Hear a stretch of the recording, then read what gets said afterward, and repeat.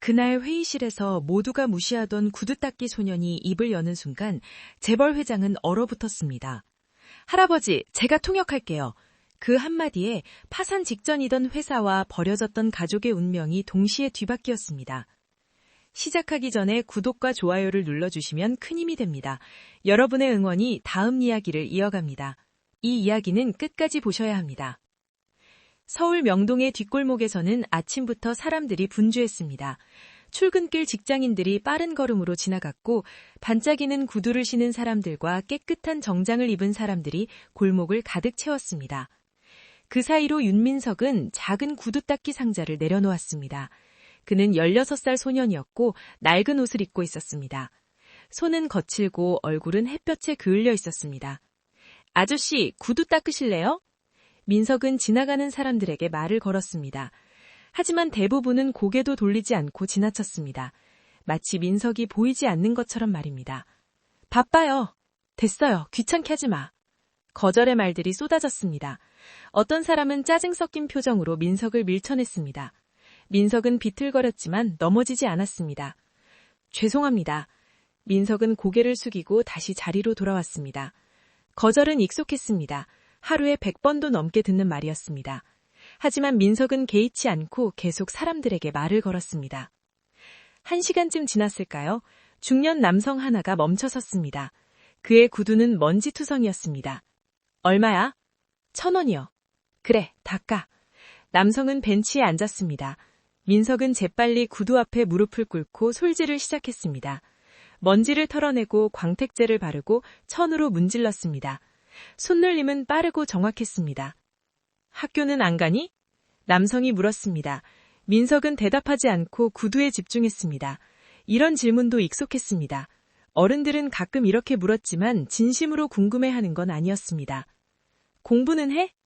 가끔 해요. 민석은 짧게 대답했습니다. 더 말하고 싶지 않았습니다. 요즘 애들은 다 학교 다니는데 넌 왜 여기서 이러고 있어? 민석은 대답하지 않았습니다. 구두를 더욱 열심히 닦았습니다. 10분쯤 지나 구두 닦기가 끝났습니다. 남성은 구두를 보며 고개를 끄덕였습니다. 잘하네. 솜씨 좋다. 남성은 1,000원짜리를 주고 떠났습니다. 민석은 존을 받아 주머니에 넣었습니다. 오늘 첫 번째 손님이었습니다. 해가 높이 떴고 점심시간이 다가왔습니다. 민석은 편의점에서 삼각김밥 하나를 샀습니다. 가격은 1,000원이었습니다.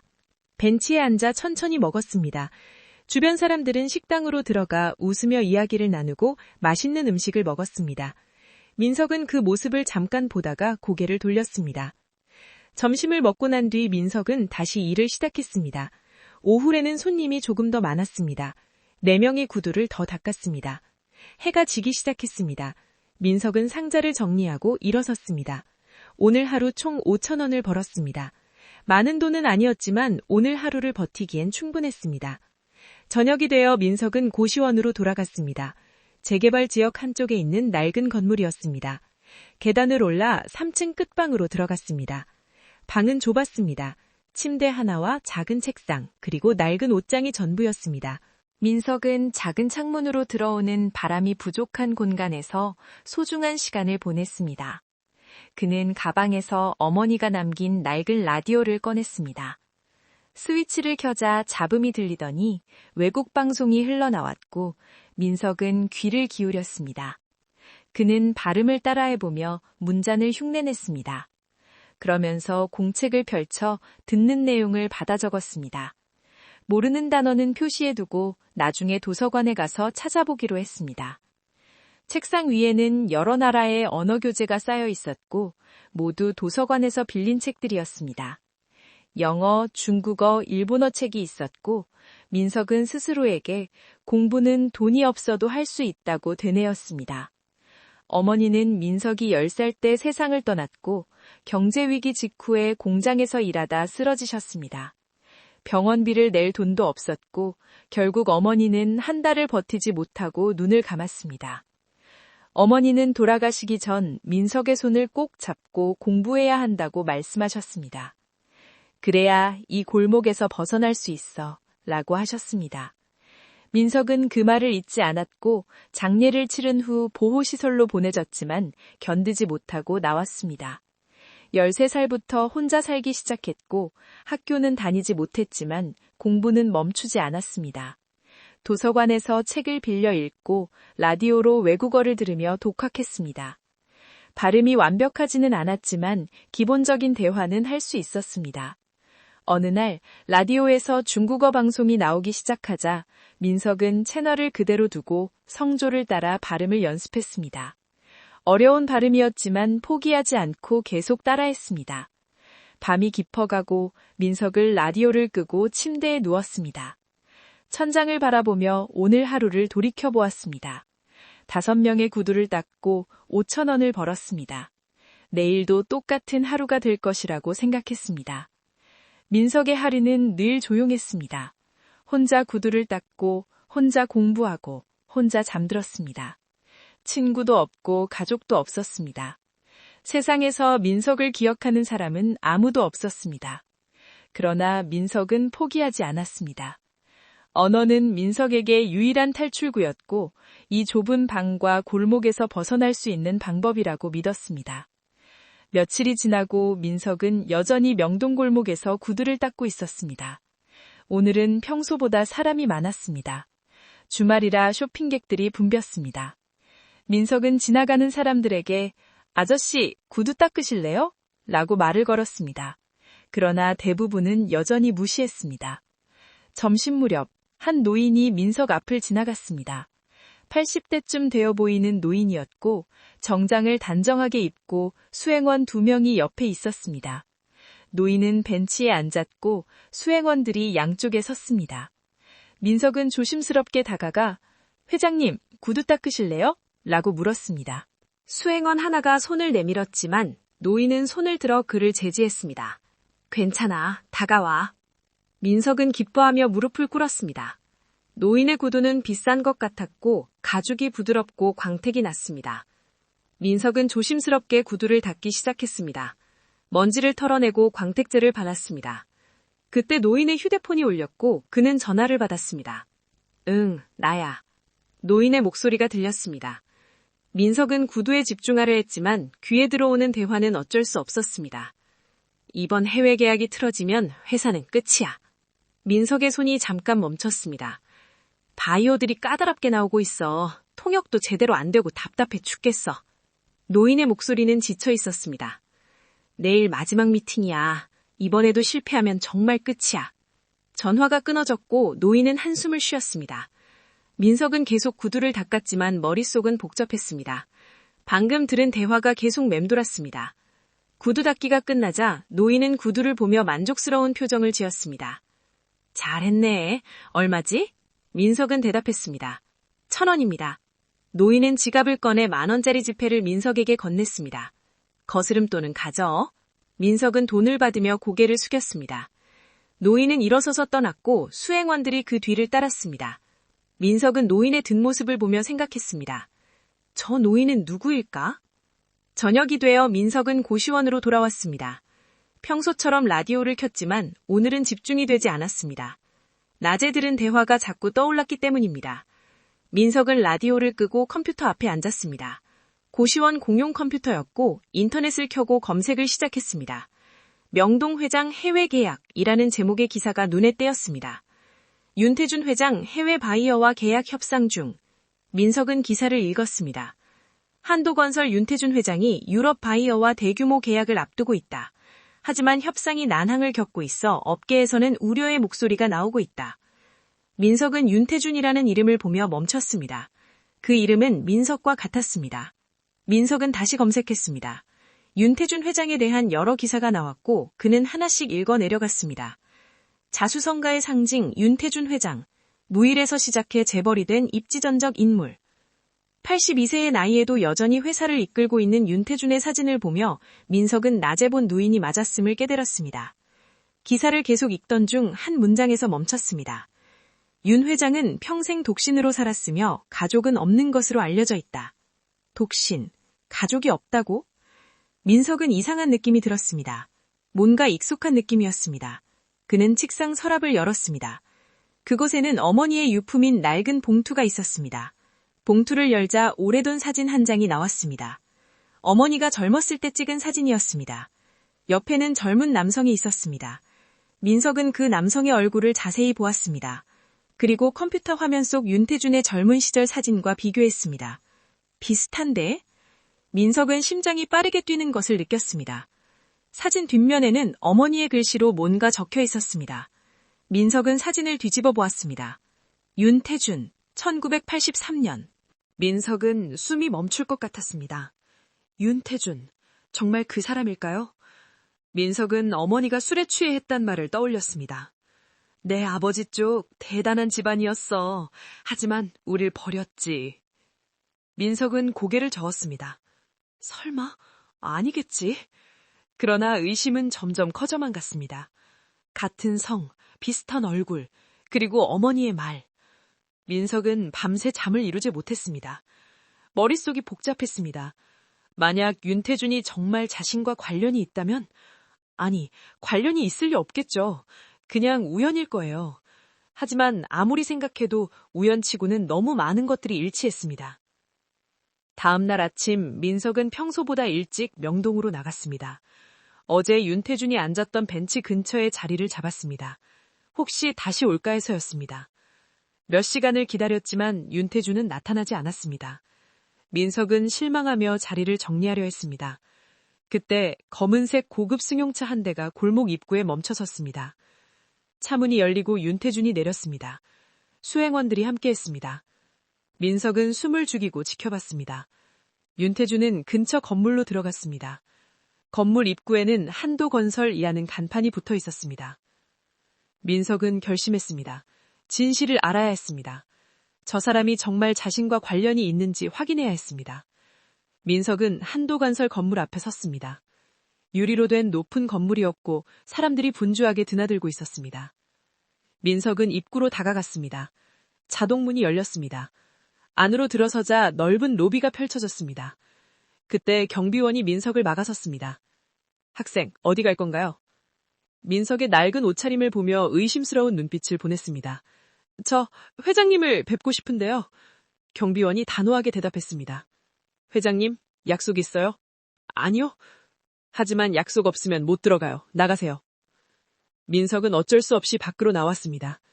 밖으로 나온 민석은 어떻게 해야 할지 고민했습니다. 그때 한 남성이 급하게 건물로 들어왔습니다. 정장을 입은 중년 남성이었습니다. 늦었어. 회장님 미팅이 30분 후인데. 남성은 혼잣말을 하며 로비로 뛰어들어갔습니다. 민석은 그 모습을 보며 생각했습니다. 미팅? 혹시 어제 전화통화에서 말한 그 미팅? 민석은 용기를 내서 남성을 따라갔습니다. 경비원이 다시 막으려 했지만 민석은 재빨리 옆으로 빠져나갔습니다. 경비원이 소리쳤지만 민석은 이미 엘리베이터 앞에 도착했습니다. 마침 문이 열려 있었고 아까 그 남성이 타고 있었습니다. 민석은 재빨리 엘리베이터에 뛰어탔습니다. 남성은 민석을 보고 놀랐습니다. 너 누구야? 저도 위치인가요? 학생이 외럭이. 엘리베이터 문이 닫혔습니다. 남성은 15층 버튼을 눌렀습니다. 엘리베이터가 올라가는 동안 남성은 계속 시계를 보며 초조해했습니다. 손에는 서류 뭉치를 들고 있었습니다. 제 시간에 도착할 수 있을까? 통역사는 왔을까? 남성은 혼잣말을 계속했습니다. 15층에 도착했습니다. 문이 열리고 남성이 급히 나갔습니다. 민석도 따라 나갔습니다. 복도는 조용했습니다. 끝에 큰 회의실이 보였습니다. 유리문 너머로 사람들이 보였습니다. 남성이 회의실로 들어가려 하자 다른 직원이 뛰어왔습니다. 부장님, 큰일 났어요. 뭔데? 통역사가 교통사고 났대요. 못 온대요. 남성의 얼굴이 하얗게 질렸습니다. 그럼 어떡해? 민석은 상황이 심각해지고 있다는 것을 느꼈습니다. 회의 시간까지 10분밖에 남지 않았고 두 통역사는 급히 다른 통역사를 찾고 있었습니다. 그때 민석은 조용히 그들의 대화를 듣고 있었습니다. 회의실이 보였고 윤태준이 테이블에 앉아 있었습니다. 앞쪽에는 유럽 사람들인 외국인 바이어들이 앉아 있었고 윤태준의 표정은 굳어 있었습니다. 긴장한 모습이었습니다. 부장님이 어떻게 해야 할지 고민하고 있었습니다. 그러자 남성이 회의실로 들어가 윤태준에게 무언가 속삭였습니다. 윤태준의 얼굴은 더욱 굳어졌고 바이어 중 한 명이 시계를 보며 영어로 We are wasting our time 이라고 말했습니다. 민석은 그 말을 알아들었습니다. 윤태준은 손을 들어 잠시만 기다려달라는 제스처를 했지만 바이어들의 표정은 점점 차가워졌습니다. 민석은 회의실 문 앞에 서서 안을 들여다보았습니다. 부장이 다시 나와 민석을 보고 짜증을 냈습니다. 너 아까 그 애잖아. 여기서 뭐해? 당장 나가! 라고 말했습니다. 민석은 저 통역이 필요하신 거 아니냐고 물었습니다. 부장은 믿을 수 없다는 표정으로 민석을 쳐다보았습니다. 너 통역할 수 있어? 라고 물었습니다. 민석은 네, 할 수 있어요. 라고 대답했습니다. 부장은 장난하냐? 넌 학생이잖아. 라고 말했습니다. 민석은 저 영어 할 수 있어요. 중국어, 일본어부요. 라고 했습니다. 부장은 잠시 고민하다가 고개를 저었습니다. 안 돼. 넌 내잖아. 회장님이 허락하실 리 없어. 그러고는 휴대폰을 꺼내 다른 통역사를 알아보았습니다. 회의실 안에서는 상황이 악화되고 있었습니다. 바이어 한 명이 일어섰고 떠나려는 것 같았습니다. 윤태준이 급히 손을 내밀며 무언가 말했습니다. 하지만 영어가 서툴렀고 바이어는 이해하지 못한 표정이었습니다. 그때 민석은 더 이상 참을 수 없었습니다. 회의실 문을 열고 안으로 들어갔습니다. 부장이 소리쳤지만 민석은 이미 안에 있었습니다. 윤태준이 민석을 보고 놀랐습니다. 너 어제 그 구두기 아이? 민석은 고개를 숙여 인사하며 안녕하세요 회장님 이라고 말했습니다. 바이어들도 민석을 보며 의아해했습니다. 민석은 바이어들을 향해 영어로 Good morning, gentlemen 이라고 인사했습니다. 바이어들은 민석의 유창한 영어에 놀란 듯 눈을 크게 떴습니다. 민석은 계속 말했습니다. I will be your interpreter today. 그러자 바이어 중 한 명이 How old are you? 라고 물었습니다. 민석은 16 이라고 대답하며 고개를 끄덕였습니다. 윤태준은 민석을 빤히 쳐다보며 부장을 보며 이게 무슨 상황이야? 라고 물었습니다. 부장은 급히 설명했습니다. 통역사가 사고 나서 못 온대요. 이해가 자기가 할 수 있다고. 윤태준은 다시 민석을 보았습니다. 회의실은 조용해졌고 모두가 민석을 바라보았습니다. 윤태준은 민석을 오래 쳐다보다가 입을 열었습니다. 자네가 통역을 할 수 있다고? 민석은 네 라고 대답했습니다. 윤태준은 바이어를 가리키며 저분께 물어봐 오늘 왜 오셨는지 라고 말했습니다. 민석은 고개를 끄덕이고 바이어를 향해 영어로 물었습니다. 민석은 바이어가 오늘 여기 온 이유가 무엇인가요? 라고 질문하자 귀를 기울였습니다. 바이어의 영어는 빨랐지만 민석은 충분히 이해할 수 있었습니다. 바이어의 말이 끝나자 민석은 윤태준을 향해 한국어로 통역했습니다. 한도건설의 기술력을 확인하러 오셨습니다. 유럽시장 진출을 위한 파트너를 찾고 계시며 한도건설이 후보 중 하나라고 하십니다. 윤태준은 놀란 표정을 지었습니다. 민석의 통역이 정확하다는 것을 부장도 인정하며 민석을 바라보았습니다. 윤태준은 잠시 생각한 후 결정을 내렸습니다. 좋아, 오늘 미팅은 자네가 통역해줘. 회장님이 반대했지만 윤태준은 손을 들어 제지했습니다. 지금 다른 방법이 있나? 바이어들은 벌써 화가 났어. 이대로 보내면 계약은 물 건너가. 윤태준은 민석을 보며 물었습니다. 할 수 있겠나? 민석은 자신 있게 대답했습니다. 네, 최선을 다하겠습니다.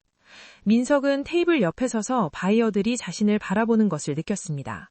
16살 소년이 통역을 한다니 믿기 어려운 듯했습니다. 미팅이 시작되었고 윤태준이 먼저 말했습니다. 오늘 늦어져서 죄송합니다. 이제 본격적으로 이야기를 시작하겠습니다. 민석은 즉시 영어로 통역했습니다. 바이어들은 고개를 끄덕였습니다. 바이어 대표가 긴 문장을 말하기 시작했습니다. 민석은 집중해서 들었습니다. 바이어의 말이 끝나자 민석은 한국어로 통역했습니다. 저희는 한도건설의 기술에 관심이 있습니다. 하지만 우려되는 점도 있습니다. 납기를 지킬 수 있는지, 품질 관리는 어떻게 하는지 확인하고 싶습니다. 윤태준은 대답했습니다. 민석은 다시 영어로 통역했습니다. 미팅은 순조롭게 진행되었습니다. 민석의 통역은 정확했고 빨랐습니다. 바이어들도 점점 표정이 풀리기 시작했습니다. 30분쯤 지났을 때 바이어가 구체적인 계약 조건에 대해 물었습니다. 민석은 열심히 통역했지만 이상한 점을 발견했습니다. 부장이 윤태준에게 뭔가 속삭이고 있었고 윤태준이 바이어에게 답변했는데 민석이 듣기에는 조건이 너무 불리했습니다. 민석은 잠시 망설였습니다. 그대로 통역해야 할까? 그러나 그는 결국 그대로 통역했습니다. 바이어들은 만족스러운 표정을 지었습니다. 미팅이 끝나고 바이어들이 일어서며 악수를 청했습니다. 굿 미팅, 우리는 연락할 것입니다. 윤태준도 악수를 했습니다.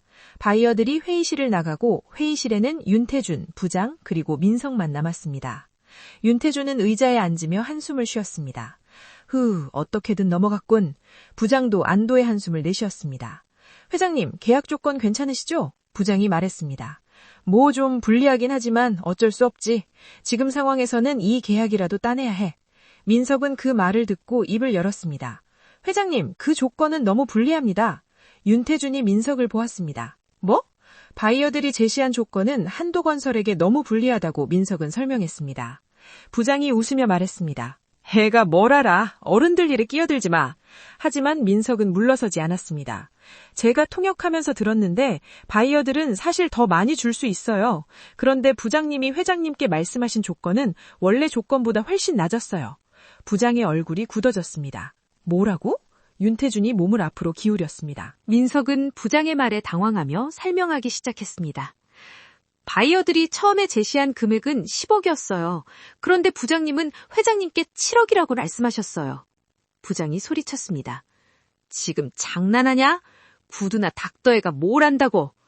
민석은 바이어가 영어로 분명히 10억이라고 했음을 강조했습니다. 윤태준의 표정이 변했습니다. 부장, 이게 무슨 소리야?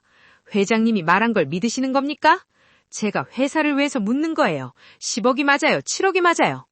부장은 땀을 흘리며 저는 7억이라고 들었습니다. 라고 말했습니다. 민석은 계속해서 납기도 그래요. 바이어들은 6개월을 제안했는데 부장님은 4개월이라고 하셨어요. 라고 덧붙였습니다. 윤태준은 부장을 똑바로 바라보며 물었습니다. 부장, 지금 나한테 거짓말하는 거야? 회장님, 대답해! 부장은 고개를 숙였습니다. 죄송합니다. 윤태준은 책상을 쳤습니다. 왜 그랬어? 왜 조건을 낮춰서 보고한 거야? 부장은 대답하지 못했습니다. 민석은 조용히 상황을 지켜보았습니다. 분위기가 험악해졌고 윤태준은 한참을 부장을 노려보다가 말했습니다. 당장 나가! 인사팀에 연락해서 징계 절차를 밟도록 해! 부장은 고개를 숙이고 회의실을 나갔습니다. 이제 회의실에는 윤태준과 민석만 남았습니다. 윤태준은 민석을 바라보며 물었습니다. 자네, 이름이 뭐지? 민석은 윤민석입니다. 라고 대답했습니다. 윤태준의 얼굴이 변했습니다. 윤민석? 성이 윤씨야? 민석은 고개를 끄덕였습니다. 윤태준은 잠시 말을 잃고 복잡한 표정으로 민석을 바라보았습니다. 앉아. 윤태준이 의자를 가리켰습니다. 민석은 조심스럽게 앉았습니다. 윤민석, 부모님은 어디 계시나? 민석은 잠시 망설이다가 대답했습니다. 어머니는 돌아가셨어요. 6년 전에. 아버지는 모릅니다. 얼굴도 본 적 없어요. 윤태준의 손이 떨렸습니다. 어머니 성함이 뭐였지? 윤미경이요. 그 이름을 듣는 순간 윤태준의 얼굴이 하얗게 질렸습니다. 그는 의자에 기대며 미경이, 윤미경이라고 중얼거렸습니다. 윤태준은 눈을 감았습니다. 오래된 기억이 떠오르는 듯 했습니다. 회장님, 괜찮으세요? 민석이 걱정스럽게 물었습니다. 윤태준은 천천히 눈을 떴습니다. 자네 어머니를 내가 알았어. 민석은 가슴이 두근거렸습니다. 정말이요? 윤태준은 오래전 일이야. 40년도 더 됐지. 라고 말했습니다. 나는 그때 아무 각도 없었어. 건설 현장에서 막노동을 했지. 미경이는 근처 식당에서 일했어.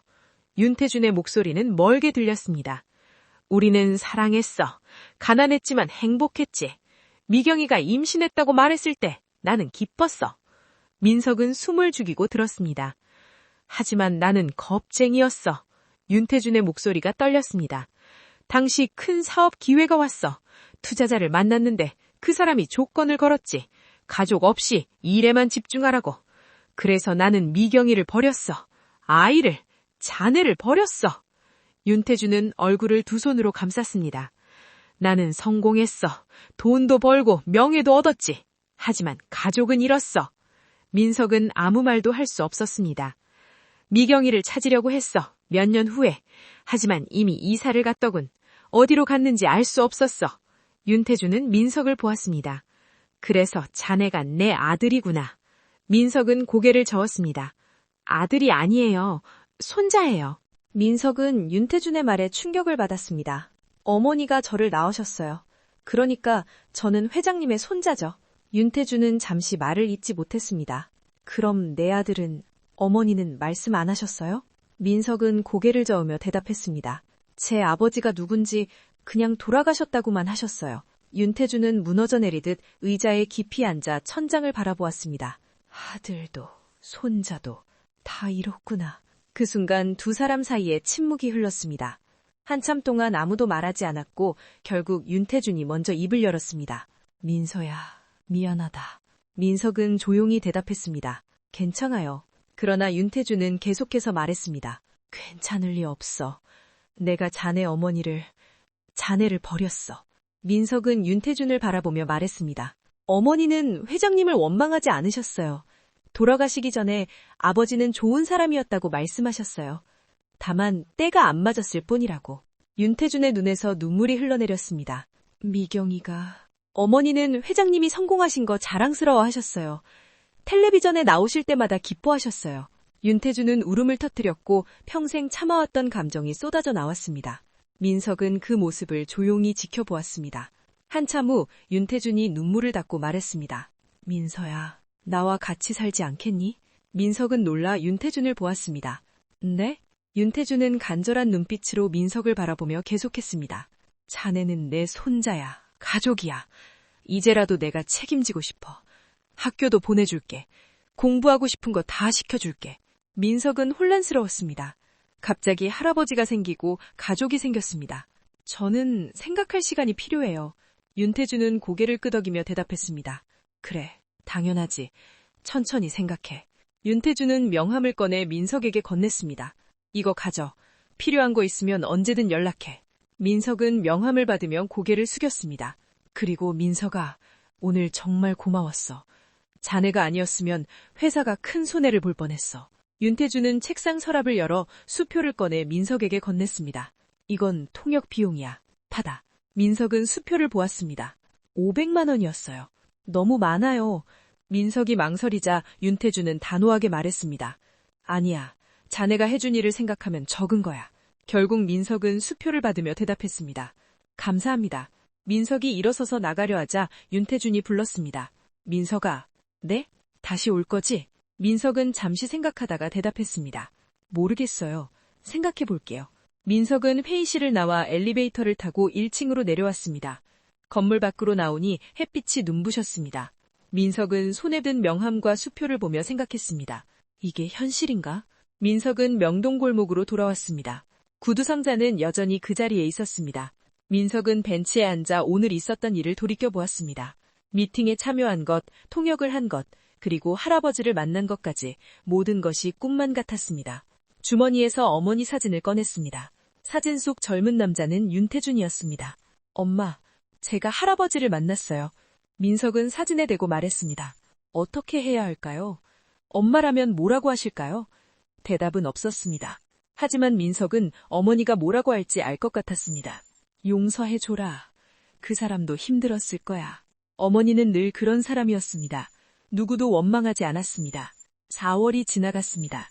민석은 여전히 명동골목에서 구두를 닦고 있었습니다. 민석은 윤태준과의 대화 후 많은 생각을 했습니다. 할아버지를 받아들여야 할지, 갑자기 나타난 가족을 믿어도 될지 고민했습니다. 그날 저녁 고시원으로 돌아온 민석은 라디오를 켰습니다. 외국어 방송을 듣고 있던 중 휴대폰이 울렸습니다. 모르는 번호였습니다. 여보세요? 민석이 대답했습니다. 민석군인가요? 저는 한도건설 비서실입니다. 네? 회장님께서 내일 중요한 재협상이 있으시다고 하셨습니다. 민석군께 통역을 부탁하고 싶다고 하시는데요.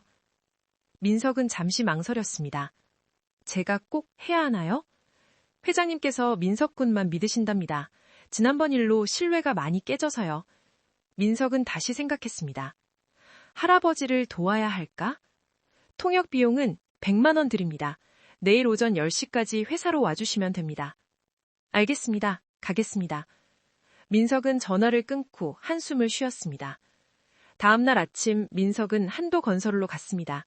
이번에는 경비원이 민석을 알아보고 들여보냈습니다.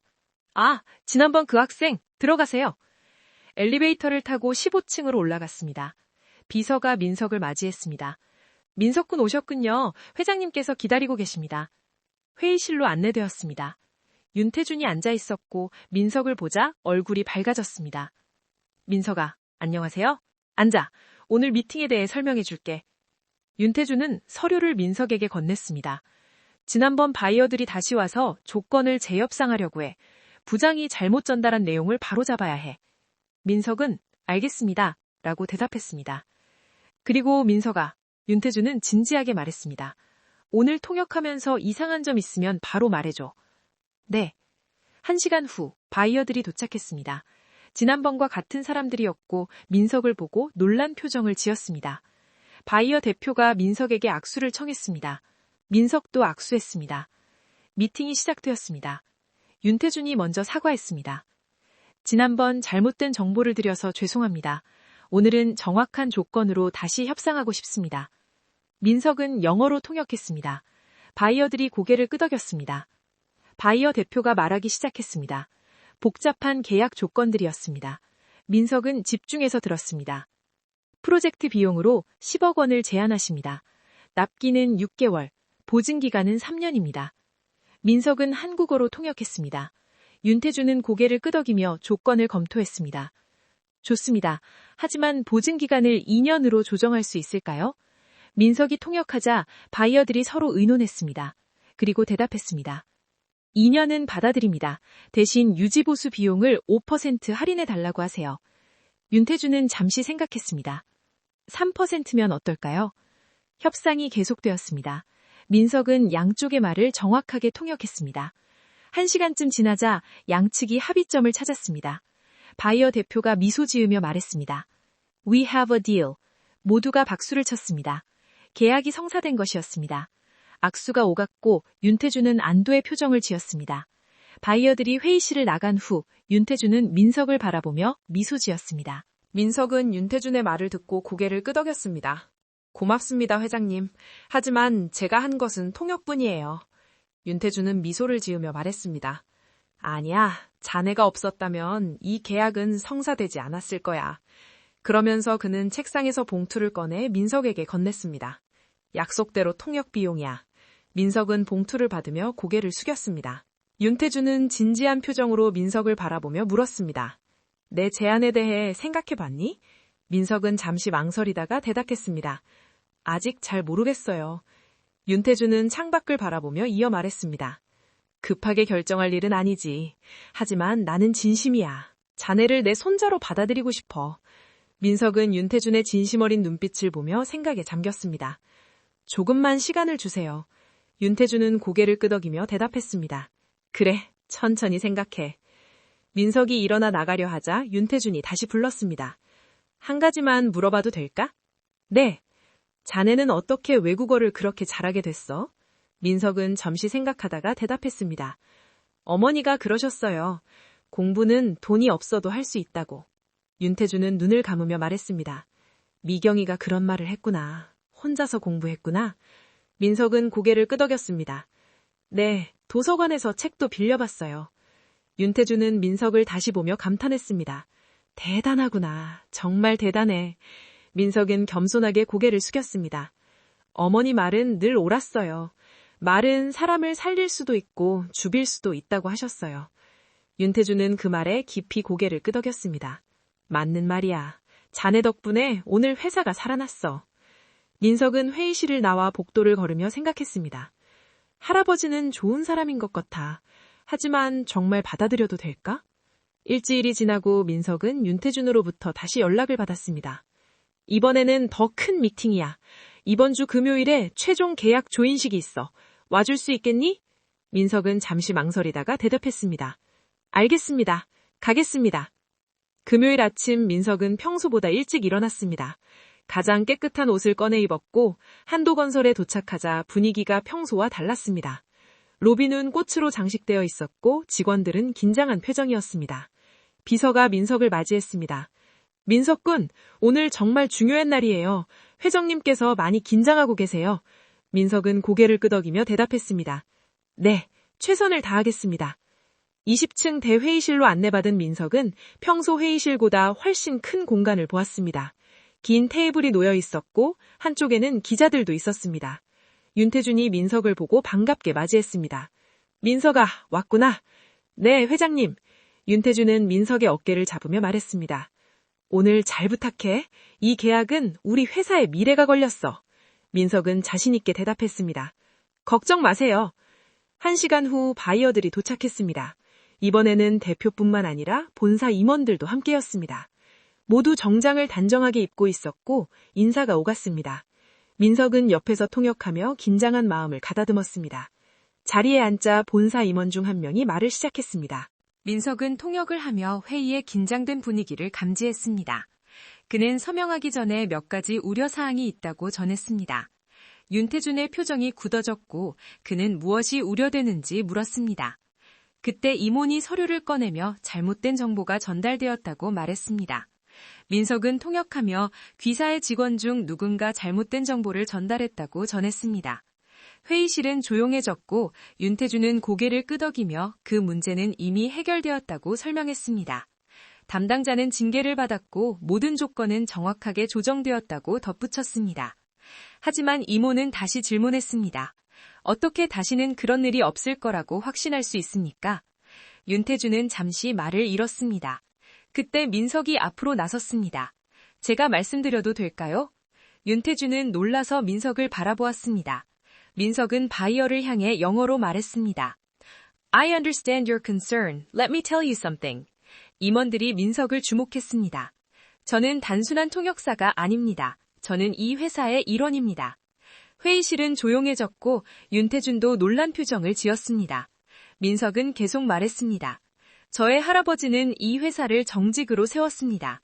그는 실수를 했습니다.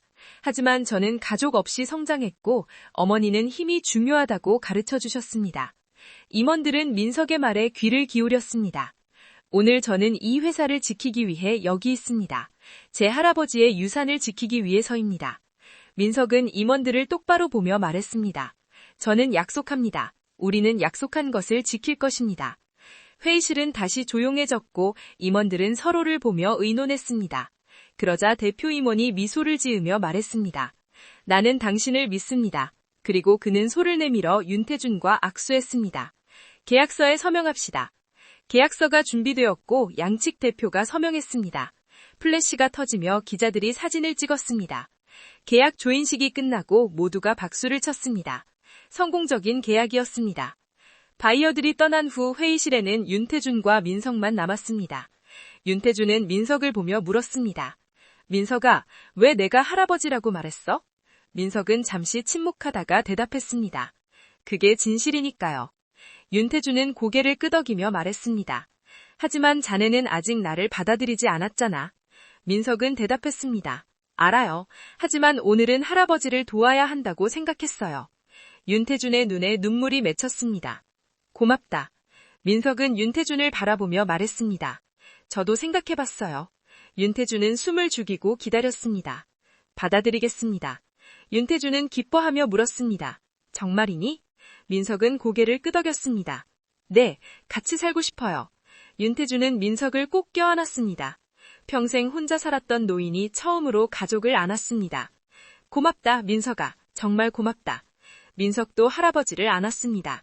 처음에는 어색했지만 점점 따뜻함이 느껴졌습니다. 민석은 할아버지와의 대화에서 느낀 감정을 되새기며 할아버지의 이름이 윤미경이 아니라 윤미숙이라는 사실을 알게 되었습니다. 그는 처음에 할아버지가 진짜 할아버지인지 확인하고 싶어 거짓말을 했다고 고백했습니다.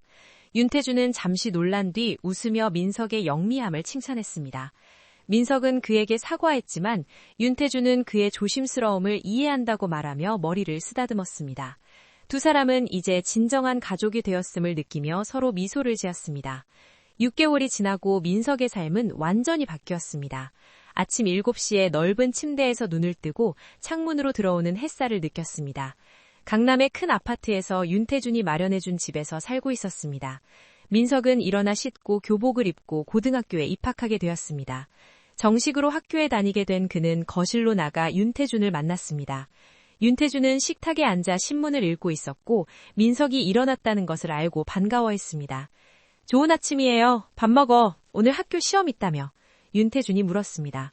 민석은 중간고사라고 대답하며 식탁에 앉았습니다. 따뜻한 아침 식사가 준비되어 있었고 윤태준이 정성을 다해 만든 것이었습니다. 할아버지, 제가 할게요.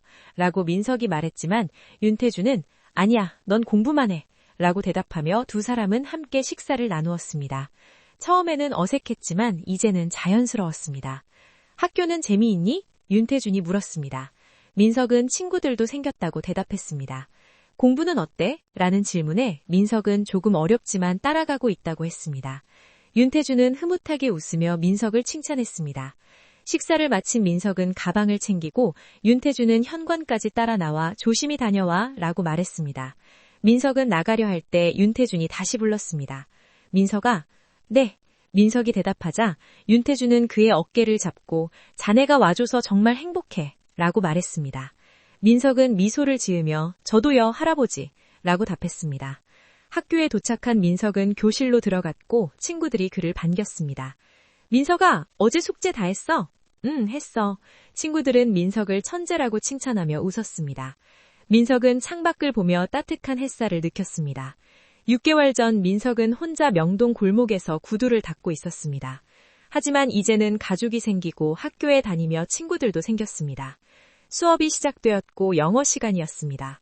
선생님이 어려운 지문을 읽자 민석이 손을 들었습니다. 민석아, 해봐! 라는 선생님의 말에 민석은 유창하게 해석했습니다. 선생님은 놀라며 박수를 쳤고 친구들도 감탄했습니다. 민석은 부끄럽게 웃었습니다. 수업이 끝나고 점심시간이 되자 친구들과 함께 식당으로 갔습니다. 민석아, 방학 때 뭐 할 거야? 친구가 물었고 민석은 아직 생각해보지 않았다고 대답했습니다. 우리 같이 여행 갈까? 라는 제안에 민석은 좋아하며 즐겁게 이야기를 나누었습니다. 그 후 민석은 한도건설로 향했습니다.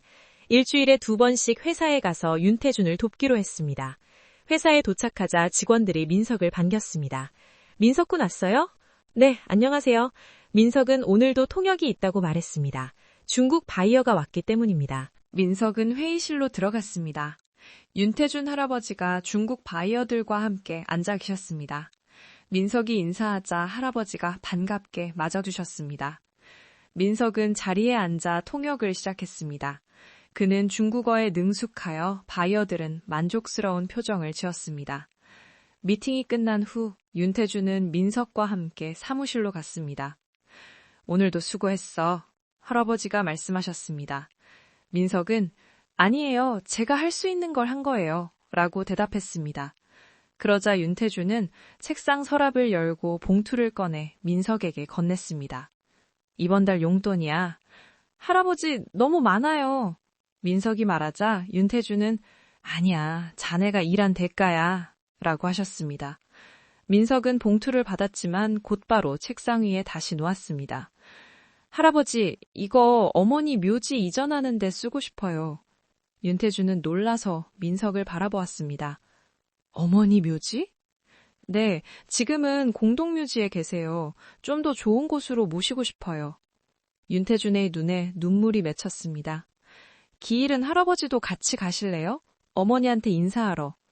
윤태준은 고개를 끄덕였습니다. 다음 주말 두 사람은 어머니의 묘지를 찾았습니다. 외곽의 작은 공동묘지였습니다. 윤태준은 묘비 앞에 무릎을 꿇고 미수가 나야? 라고 떨리는 목소리로 말했습니다. 늦었지만 왔어. 미안해. 정말 미안해. 민석은 옆에서 조용히 지켜보았습니다. 우리 아들도 손자도 제대로 돌보지 못했어. 나는 정말 나쁜 사람이야. 윤태준은 울음을 터뜨렸습니다. 하지만 이제 민석이를 잘 돌볼게. 약속해. 내가 못해준 것들 내가 해줄게. 민석은 할아버지의 어깨를 감싸 안았습니다. 할아버지, 어머니는 이해하실 거예요. 민석이 말하자 윤태준은 정말 그럴까? 라고 물었습니다. 네, 어머니는 늘 용서하는 사람이셨어요. 윤태준은 민석을 보며 눈물을 닦았습니다. 고맙다, 민석아. 두 사람은 한참을 묘지 앞에 앉아 있었습니다. 한 달 후 어머니의 묘는 좋은 곳으로 이장되었습니다. 조용하고 경치 좋은 언덕이었습니다. 윤태준이 마련한 곳이었습니다. 새 묘비가 세워졌습니다. 윤태준은 묘비를 쓰다듬으며 미수가 이제 편히 쉬오 라고 말했습니다. 민석은 내가 잘 돌볼게 라고 대답하며 묘 앞에 꽃을 놓았습니다. 엄마, 저 잘 살고 있어요. 할아버지도 만났고 학교도 다니고 있어요. 바람이 불어 나뭇잎이 흔들렸습니다. 돌아오는 차 안에서 윤태준이 물었습니다. 민서야, 네 꿈이 뭐니? 꿈이요? 민석이 대답했습니다. 응, 앞으로 뭐가 되고 싶어? 민석은 잠시 생각하다가 대답했습니다. 통역사요. 아니, 외교관이 되고 싶어요. 외교관?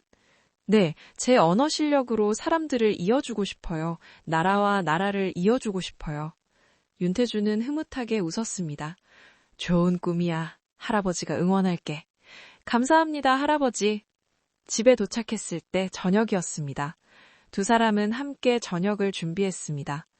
할아버지, 제가 오늘은 요리할게요. 오, 민석이가 요리를? 네, 학교에서 배웠어요. 민석은 파스타를 만들었습니다. 윤태준은 옆에서 지켜보며 감탄했습니다. 우리 손자 요리도 잘하네. 저녁을 막으며 윤태준이 물었습니다. 민석아, 행복하니? 민석은 고개를 끄덕이며 네, 정말 행복해요. 라고 대답했습니다. 나도야. 자네가 와서 집이 따뜻해졌어. 두 사람은 서로를 보며 미소 지었습니다. 말 한마디가 회사를 살렸고 사람 하나를 다시 가족으로 돌려놓았습니다. 경제 위기로 찢어졌던 한 가족의 시간은 늦었지만 다시 이어졌습니다. 그리고 명동 골목 어딘가에는 민석이 있었습니다. 민석은 할아버지와의 따뜻한 시간을 보내며 쓰던 구두 상자를 발견했습니다. 그 상자는 이제 주인이 없지만 민석의 과거를 기억하고 있었습니다. 이 순간 민석은 소중한 시간을 함께해준 여러분께 진심으로 감사의 마음을 전합니다. 여러분의 한 번의 시청과 댓글이 저에게 큰 힘이 됩니다. 앞으로도 마음을 따뜻하게 하는 이야기로 보답하겠습니다. 항상 건강하시고 따뜻한 하루 보내세요.